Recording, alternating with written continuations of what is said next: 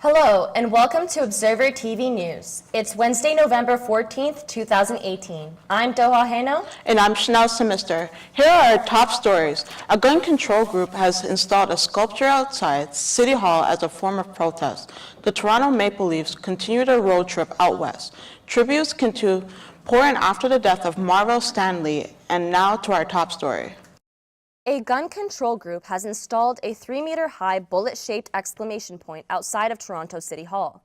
It's a response to the city's increasing gun violence, including today's latest murder. It's the 89th this year and ties the record set back in 1991. The Coalition for Gun Control launched a national campaign yesterday. They want Ottawa to ban handguns and military-style assault weapons. The campaign consists of billboards and social media posts directing people to the website called triggerchange.ca. The site links to a government petition calling for the weapon ban and urges Canadians to contact their members of parliament. An elderly couple have died after a mysterious plane crash at the Brantford Municipal Airport early yesterday morning. The OPP says they responded to the emergency at the airport at around 8 a.m. when workers discovered the wreck. But investigators say a 76-year-old man and his 81-year-old wife likely crashed the Piper Arrow around 1 o'clock in the morning because there was still snow on the airplane. The Transportation Board is still investigating. Meanwhile, a Pickering man is still feeling the effects of a near-death experience in another plane crash. 6 people were injured after a Fly Jamaican plane crash-landed in Guyana last Friday. Envor Bedesi was on board the aircraft and noticed that the plane was experiencing technical difficulties after takeoff. 15 minutes later, the plane headed back to an airport in Guyana where it performed a crash landing. He claims that while he had to put on a brave face for his kids at the time, he still feels traumatized after what happened. He was one of the 8 passengers who made it safely back to Pearson International Airport in Toronto on Sunday. He says he's still having major problems sleeping after the incident. In other news, a video of 2 refugee children playing outside in the snow in a Toronto backyard this past weekend has gone viral. The clip showed the children all bundled up in their coats, running around, screaming, and jumping in the snow. The group sponsors took the video and then shared the lovely moment on Facebook. The children and their family arrived in Canada from a refugee camp in Sudan, where they lived for the past 5 years after escaping the violence in Eritrea. And that's our first look at news. Now for weather with Asobe. Thanks so much, Doha. Osobe Waberi here with your weather forecast. It's Wednesday afternoon and currently 0 degrees with a mix of sun and clouds, but it's going to feel like -6. So if you're out and about, be sure to double up on your wardrobe and pull out those gloves and scarves you have hidden away if you haven't already. Later on tonight, you can expect things to get colder since we're looking at -3 in the evening and -4 overnight, feeling like -6 and 7. Right now, wind gust is sitting at 33 kilometers per hour. And is expected to cool down at a low 15 in the evening. We're also seeing 30% chance of rain this afternoon. That is expected to go down by 10 this evening, down to 20. You might want to pull out your winter boots as well. This morning saw 1 centimeter of snow.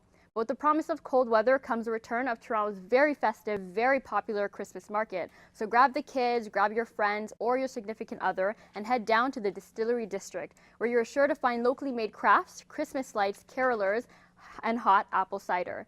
This year's market will also hold 400 performances from singers, bands, dancers. So if you get tired from singing the night away, be sure to heal with some good old hot chocolate. What better way to enjoy the winter season? So that's a look at the weather. Stay tuned because after the break, we'll head into the world of sports and entertainment.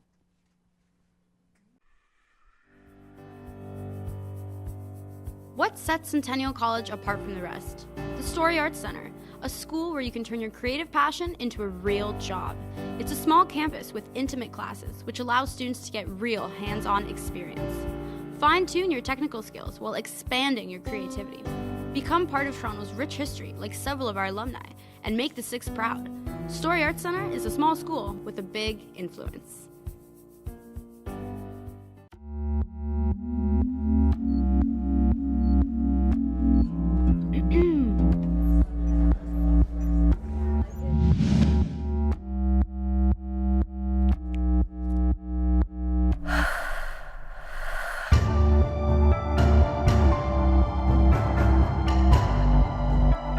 Cut.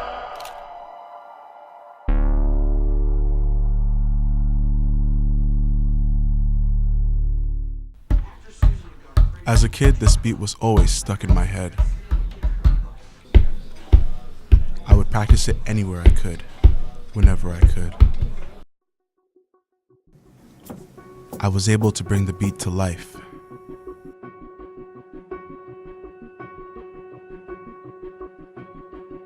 Here, I found my music.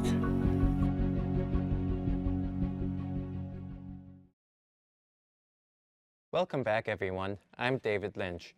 In the world of basketball, the Toronto Raptors will try to add to their win total when they take on the Detroit Pistons tonight at the Scotiabank Arena.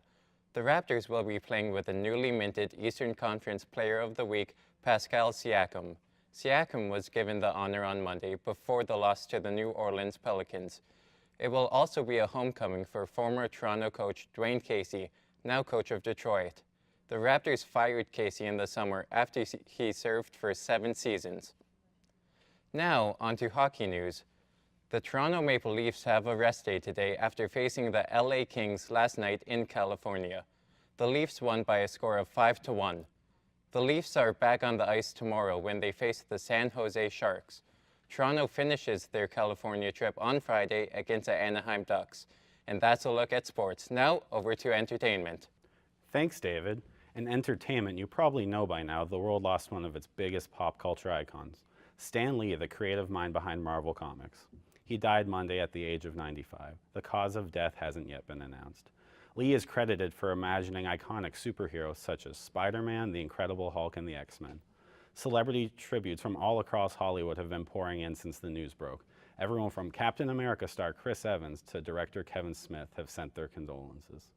Lee made a cameo appearance in Smith's 1995 movie Mallrats, Excelsior. Now on to other news. Who's That Pokemon? The trailer for the live-action Pokemon movie has arrived.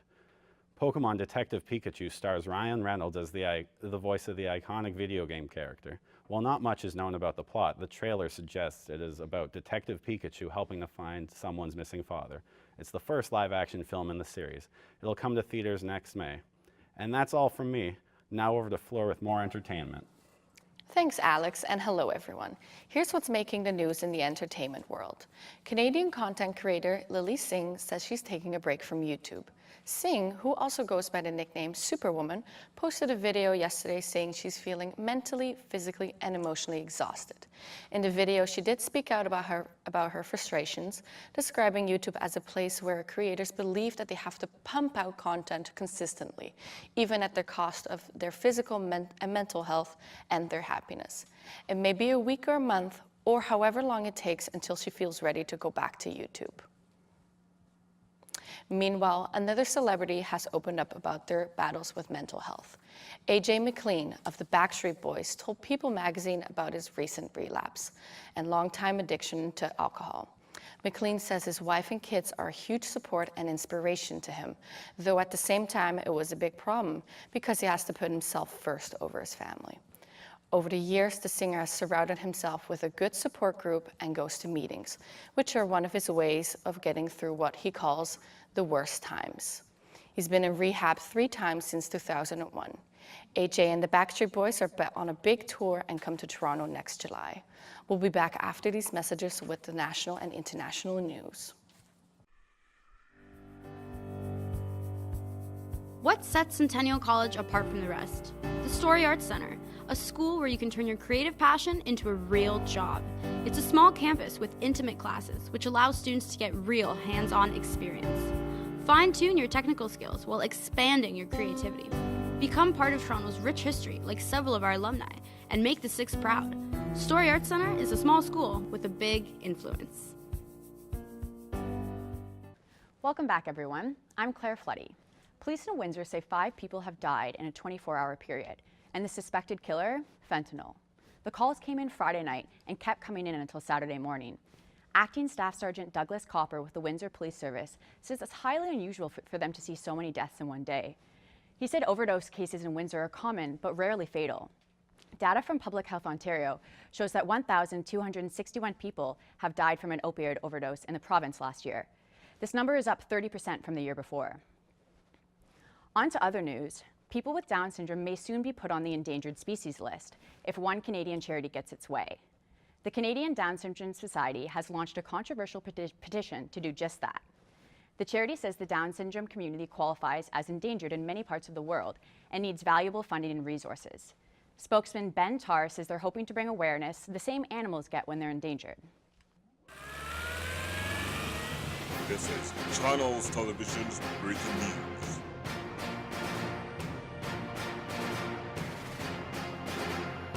This just in, we just received a breaking news story. 27 people are rushed to hospital after a TTC bus crashed at 3 p.m. The accident took place at Bathurst Street and Davenport Road, where the bus crashed into a pole. Officials say there were approximately 30 people on the bus at the time, and 3 suffered minor injuries. There is no word on what caused the crash at this time. More information to come. Now over to DJ with international news. Thanks, Claire. I'm DJ Llewellyn. Japan's Prime Minister Shinzo Abe wants his country to spend more money building infrastructure for floods and earthquakes. Abe is calling for public works programs, which will also boost the country's economy. The increased spending is expected to start in the first half of next year. Japan's northern island of Hokkaido suffered a blackout in September, and typhoons damages roads and railways in the western part of the country. And in other news, do you love cats? The ancient Egyptians sure did. A team of archaeologists uncovered a tomb devoted to their feline friends. The tomb contains dozens of mummified cats, 100 wooden statues of cats, and a bronze bust of the Egyptian goddess of cats, Bashtet, among other things. They found the tomb in a graveyard of the ancient capital city of Memphis, which is south of Cairo. The discoverers say the artifacts are around 6,000 years old.